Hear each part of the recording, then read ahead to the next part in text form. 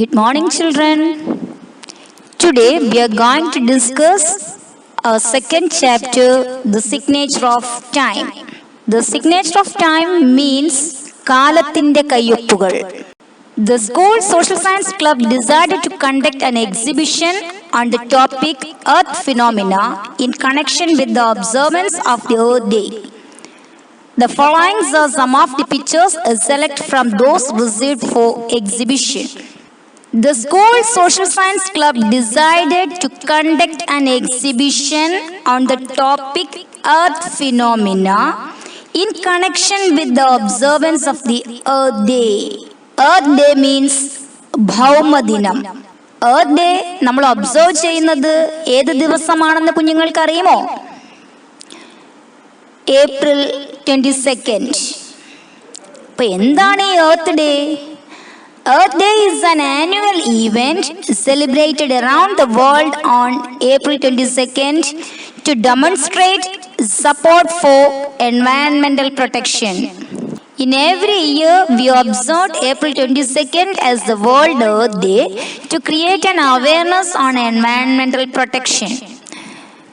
Earth Day എന്താണെന്ന് കുഞ്ഞുങ്ങൾക്ക് മനസ്സിലായി കാണുമല്ലോ. അപ്പോൾ ഈ ചാപ്റ്ററിന്റെ ബിഗിനിങ്ങിൽ എന്താ പറഞ്ഞിരിക്കുന്നേ? എർത്ത് ഡേയുടെ ഒബ്സർവൻസുമായി ബന്ധപ്പെട്ട് എർത്ത് ഫിനോമിന എന്ന ടോപ്പിക്കിനെ ബേസ് ചെയ്ത് സ്കൂൾ സോഷ്യൽ സയൻസ് ക്ലബ് ഒരു എക്സിബിഷൻ കണ്ടക്ട് ചെയ്യുവാൻ തീരുമാനിച്ചു. The following are some of the pictures selected from those received for exhibition. അങ്ങനെ ആ എക്സിബിഷനുമായി ബന്ധപ്പെട്ട് ലഭിച്ച ചിത്രങ്ങളിൽ നിന്ന് തിരഞ്ഞെടുത്ത ചില പിക്ചേഴ്സ് ആണ് താഴെ തന്നിട്ടുള്ളത്. Figure 2.1. Look at figure 2.1. Zones of severe earthquakes. Red dots indicate earthquake zones. Earthquake എന്ന് പറഞ്ഞാൽ കുഞ്ഞുങ്ങൾക്ക് അറിയാമല്ലോ എന്താണെന്ന്. എന്താണ്? ഭൂകമ്പം.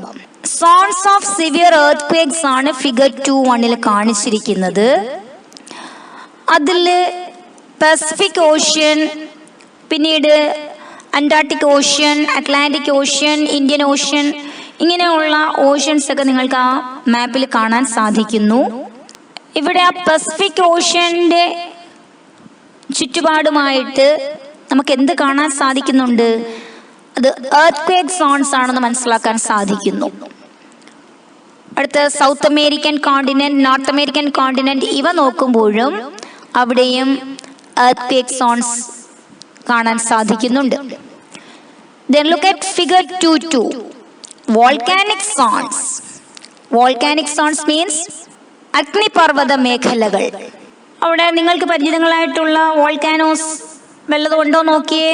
കൊച്ചു ക്ലാസ്സിൽ പഠിച്ചിട്ടുള്ള Vesuvius, Etna, Fujiyama, Easter island region, Kilimanjaro തുടങ്ങിയ വോൾക്കാനിക് സോൺസ് നിങ്ങൾക്ക് ആ മാപ്പിൽ കാണാൻ സാധിക്കും.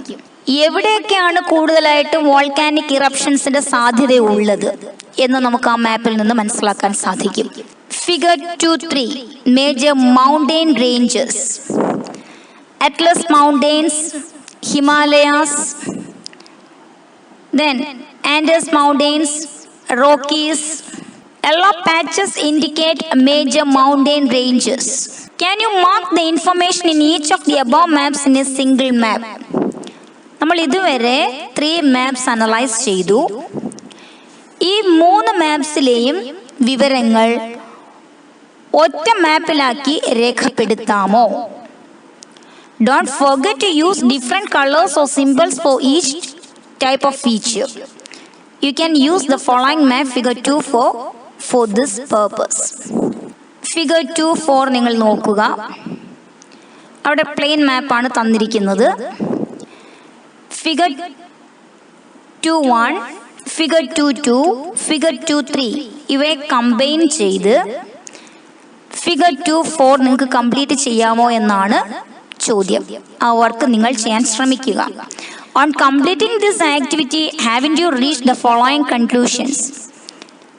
ഈ പറഞ്ഞ ആക്ടിവിറ്റി നിങ്ങൾ കംപ്ലീറ്റ് ചെയ്ത് കഴിയുമ്പോൾ നിങ്ങൾ എന്തെല്ലാം ഇൻഫറൻസിൽ, എന്തെല്ലാം കൺക്ലൂഷൻസിൽ എത്തിച്ചേരും? എന്തൊക്കെ കൺക്ലൂഷൻസിൽ എത്തിച്ചേരുമായിരിക്കും? നിങ്ങൾ ആ മാപ്പ് അനലൈസ് ചെയ്ത് ഒന്ന് കാര്യങ്ങൾ അവതരിപ്പിക്കുക.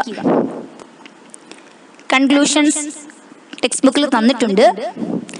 Conclusions: earthquakes are frequent in certain parts of the earth. എർത്തിന്റെ ചില പ്രത്യേക ഭാഗങ്ങളിലായി earthquakes frequent ആണ്. Volcanoes are more common in certain specific regions. Volcanoes are more common in certain specific regions.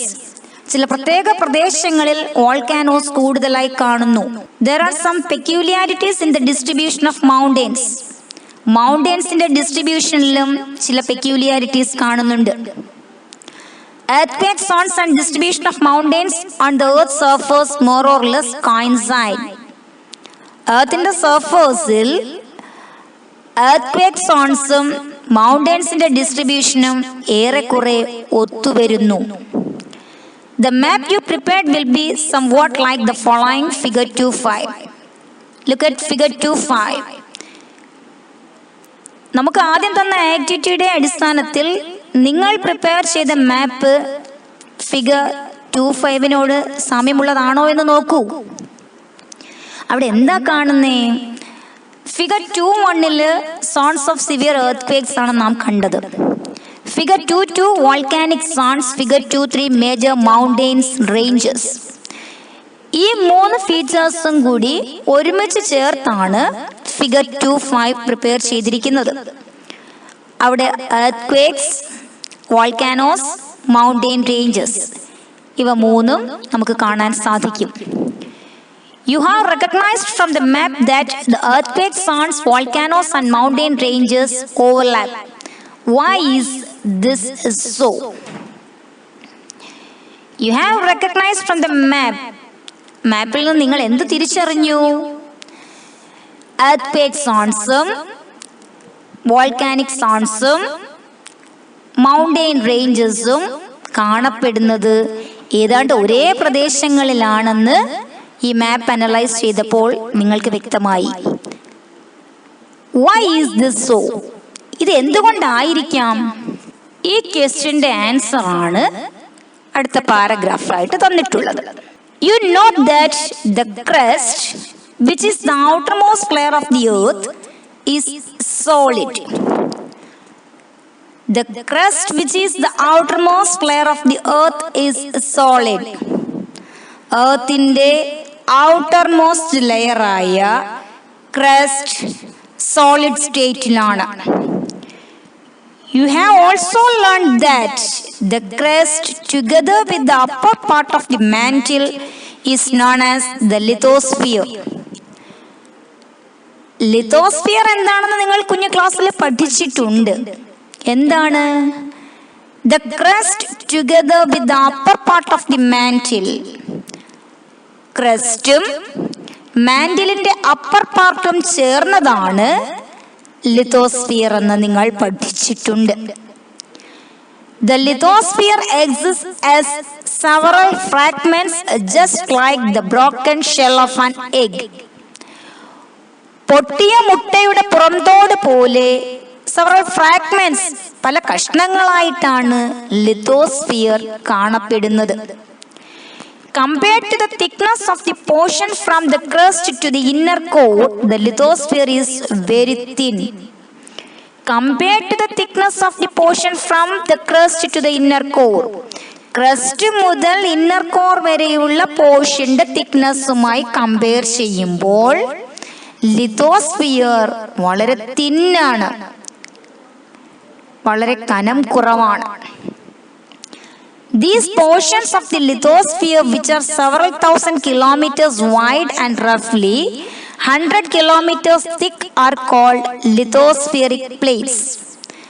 These portions of the lithosphere, which are several thousand kilometers wide and roughly 100 kilometers thick, അനേകായിരം കിലോമീറ്ററുകൾ wide ആയിട്ടുള്ളതും വിസ്തൃതിയുള്ളതും റഫ്ലി 100 kilometre പരമാവധി 100 kilometre thickness ഉള്ളതുമായ ലിഥോസ്ഫിയറിക് പോർഷൻസിനെ എന്തെന്ന് വിളിക്കാം? Lithospheric plates എന്ന് വിളിക്കുന്നു. Whether major or minor, each plate may exclusively contain either oceanic crust or continental crust, or contain combinations of oceanic and continental crust. Whether major or minor, ഈ lithospheric plates major ആവട്ടെ അല്ലെങ്കിൽ minor ആവട്ടെ, each plate may exclusively contain, ഓരോ പ്ലേറ്റിലും എന്തൊക്കെയുണ്ട്, എന്ത് ഉൾക്കൊള്ളുന്നു? Either oceanic crest or continental crest, അവിടെ oceanic ക്രസ്റ്റോ അല്ലെങ്കിൽ കോണ്ടിനെന്റൽ ക്രസ്റ്റോ ഉൾക്കൊള്ളുന്നു. Or contain combinations of oceanic and continental crest, അല്ലെങ്കിലോ ഈ ഓഷ്യാനിക് ക്രസ്റ്റിന്റെയും കോണ്ടിനെന്റൽ ക്രസ്റ്റിന്റെയും കോമ്പിനേഷൻസ് ഉൾക്കൊള്ളാം. അപ്പോൾ നമ്മൾ നേരത്തെ ചോദിച്ച ആ ക്വസ്റ്റ്യനുള്ള ആൻസർ ആണ് ഈ പാരഗ്രാഫ്. എന്തായിരുന്നു? The earthquake zones, volcanoes and mountain ranges overlap. ആ ക്വസ്റ്റ്യന്റെ ആൻസർ ആണ് നമ്മൾ ഇതുവരെ ഡിസ്കസ് ചെയ്തത്. While doing the map-based activity, didn't you notice some natural boundaries on the map?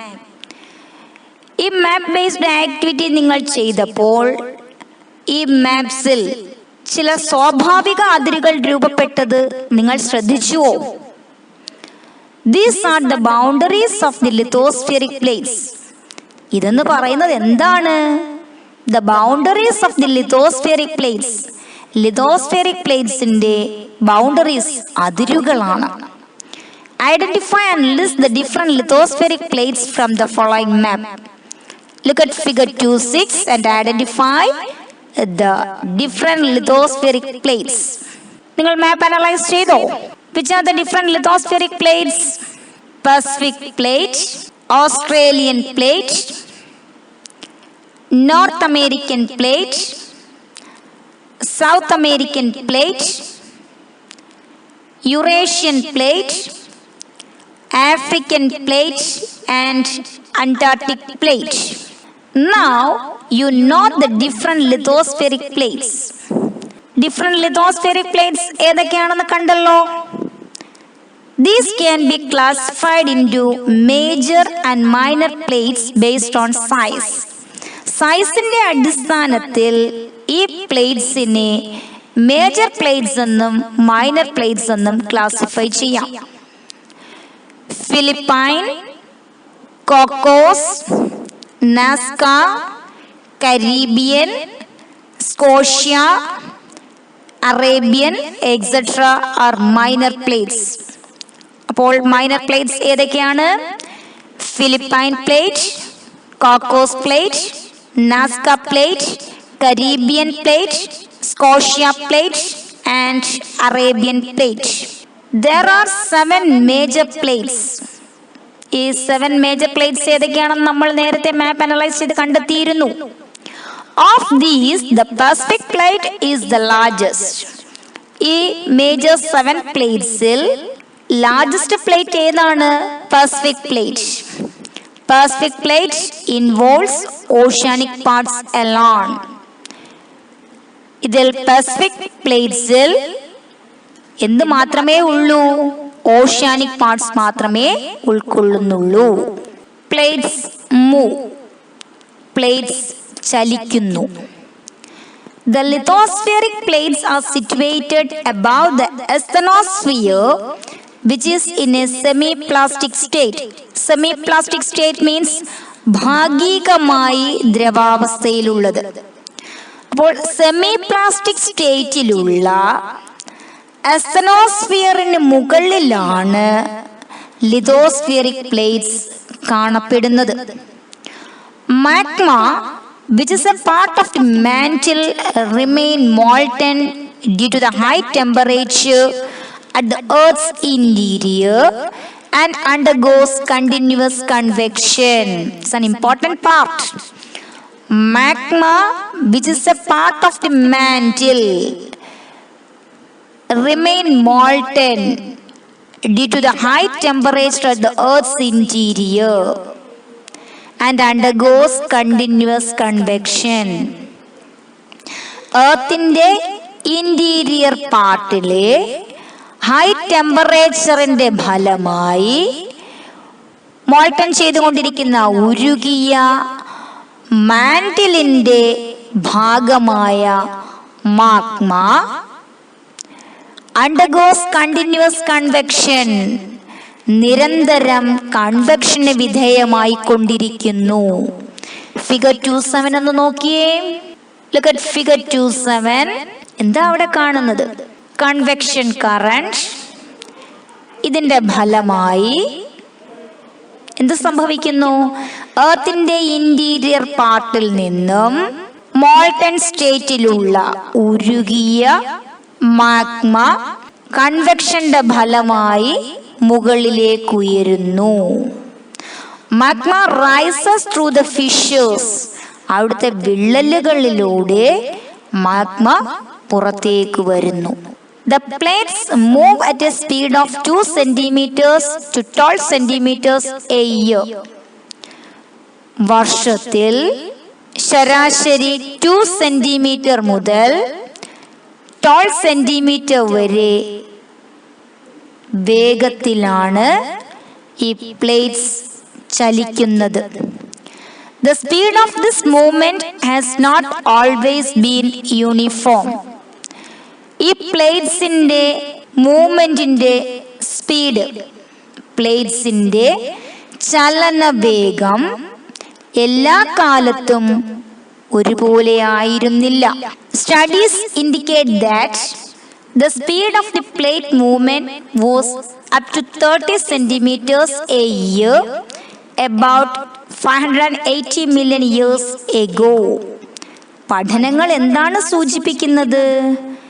580 million years ago, 580 ദശലക്ഷം വർഷങ്ങൾക്ക് മുൻപ് the speed of the plate movement was, ഈ plate മൂവ്മെന്റിന്റെ speed വർഷത്തിൽ 30 സെന്റിമീറ്റേഴ്സ് വരെ ഉണ്ടായിരുന്നു എന്ന് പഠനങ്ങൾ സൂചിപ്പിക്കുന്നു. The continental drift hypothesis, വൻകര വിസ്ഥാപന സിദ്ധാന്തം. Alfred Wegener, a German meteorologist, put forward the idea of continental drift in 1912. 1912-ൽ ആൽഫ്രഡ് വേഗ്നർ എന്ന ജർമ്മൻ മെറ്റീരിയോളജിസ്റ്റ് മീൻസ് കാലാവസ്ഥാ ശാസ്ത്രജ്ഞൻ. ആൽഫ്രഡ് വേഗ്നർ എന്ന ജർമ്മൻ മെറ്റീരിയോളജിസ്റ്റ് 1912-ൽ കോണ്ടിനെന്റൽ ഡ്രിഫ്റ്റ് ഹൈപ്പോത്തസിസ് എന്ന ആശയം മുന്നോട്ട് വെച്ചു. He argued that millions of years ago all the present continents were a single unit forming supercontinent named Pangaea, which was encircled by an ocean called Panthalassa. He argued that German meteorologist ആയ Alfred Wegener എന്താണ് വാദിച്ചത്? Millions of years ago, ദശലക്ഷക്കണക്കിന് വർഷങ്ങൾക്ക് മുൻപ്, all the present day continents were a single unit. നമ്മൾ ഇന്ന് world map analyse ചെയ്യുമ്പോൾ നമുക്കതിൽ 7 continents കാണാൻ സാധിക്കും. ഈ 7 കോണ്ടിനെന്റ്സ് എല്ലാം തന്നെയും ദശലക്ഷക്കണക്കിന് വർഷങ്ങൾക്ക് മുൻപ് ഒരുമിച്ച് ഒരൊറ്റ കോണ്ടിനെന്റ് ആയിരുന്നുവെന്നും ആ സൂപ്പർ കോണ്ടിനെന്റിനെ പാൻജിയ എന്ന് വിളിച്ചു എന്നും, which was encircled by an ocean called Panthalassa. ഈ പാൻജിയ എന്ന സൂപ്പർ കോണ്ടിനെന്റിനെ ചുറ്റി പന്തലാസ എന്ന ഒരു വാസ്റ്റ് ഓഷൻ ഉണ്ടായിരുന്നു എന്നും ആൽഫ്രഡ് വേഗ്നർ വാദിച്ചു. Wegener believed that over millions of years the continental portions drifted over the ocean floor forming the present continents. Wegener എന്താണ് വിശ്വസിച്ചത്? Over millions of years ദശലക്ഷക്കണക്കിന് വർഷങ്ങൾ കൊണ്ട് the continental portions drifted over the ocean floor. Continental portions എന്തിനു മുകളിലൂടെ? Ocean ഫ്ലോറിന് മുകളിലൂടെ സാവധാനം തെന്നി മാറി ഇന്ന് കാണുന്ന രീതിയിലുള്ള കോണ്ടിനെന്റ്സ് ഫോം ചെയ്യപ്പെട്ടിരിക്കുന്നു എന്ന് വേഗ്നർ വിശ്വസിച്ചു. അദ്ദേഹത്തിന്റെ ഈ വാദം ഏത് പേരിൽ അറിയപ്പെട്ടു?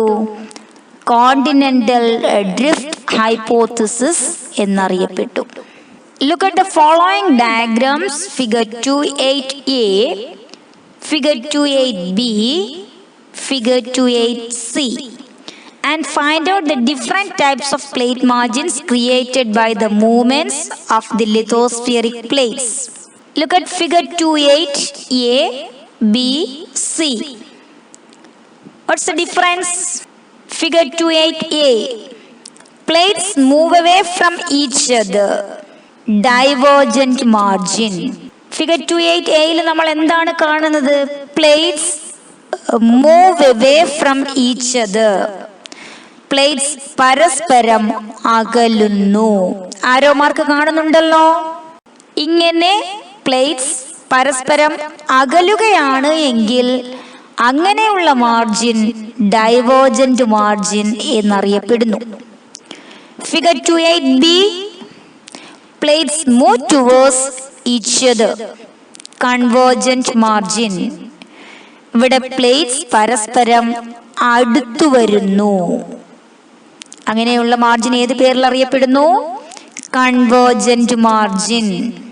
Then figure 2.8c, plates slide past each other. Plates പരസ്പരം ഉരഞ്ഞു നീങ്ങുന്നു.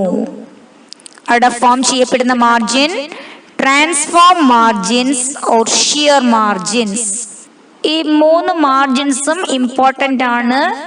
ഇതിനു മുൻപുള്ള എക്സാംസിന് ചോദിച്ചിട്ടുള്ളതാണ്. ഇമ്പോർട്ടൻ്റ് ടോപ്പിക്കാണ്.